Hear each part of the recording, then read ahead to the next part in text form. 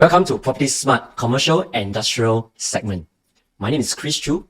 I have been a property investor for the past 16 years, even before I become a property agent. So what does this mean to you? I understand the investor mindset and I know what's going through your mind and what matters to you. I've been asked numerous times, commercial and industrial properties versus residential ones. What are the main differences? Have you ever wondered, comparing between these two, what are the loan and tax implications? What is the projected capital gain? Now, very importantly, what are my choices if I do decide to invest in one? So today, I'd like to talk about this topic, residential versus commercial and industrial properties. What are the 5 main differences? Let's go. Number 1, ownership. It is common that when we buy a residential properties, we want to do so under our personal name. Of course, you can choose to buy under an entity that will have different implications on you. On the flip side, for commercial and industrial properties, it is common for people to buy under a personal name in the past when GST was at a lower percentage. And in today's context, it is much more common for us to buy under a company name, which include sole proprietorship, limited liability, or private limited companies. Number 2, loan.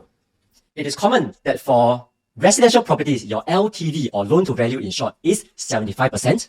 And if you're taking a second property loan, it will be at 45%. You must be thinking, in that case, you must have a lot of down payment cash, isn't it? True. That's where you can have other choices. Commercial ones, you can take a loan of up to 80 or even 90% regardless of how many property loans you already have. So at this moment, you must be thinking, hey, that gives me a lot of flexibility to buy numerous commercial and industrial properties, and yet my down payment will be kept to a minimum. Tax. Additional buyer's stamp duty typically apply for all residential properties purchased, especially if you are buying under an entity. So that will incur you of up to over 35% in additional buyer's stamp duty. If you are considering to buy a commercial and industrial one, additional buyer's stamp duty typically does not apply. SSD apply for industrial properties, but not commercial properties, which include shop houses, or offices. Now, GST is the big topic right now because we have just increased in our GST. Now, GST typically applies only if the vendor or the seller is GST registered. Imagine you're buying this from a vendor who is under a personal name and not GST registered. Hey, you know what? You save yourself a big sum of money from GST. Fourth topic. This is an interesting one. Price. If we are to go on any major property portal and we do a search for buying quantum up to 600,000, we discovered under the residential segment, we can only find 14 listings, which include a 431 square feet unit at the Hilford or a studio unit in Geylang. Of course, that excites you. Please go ahead. And if you want alternative choices, right, we can then look at Commercial Guru, set the same parameter at 600,000 buying price. Over 720 listings came up in life. Isn't it great to have choices? Exciting ones include Vega Tower, a 1,000 square feet unit for sale at 560,000.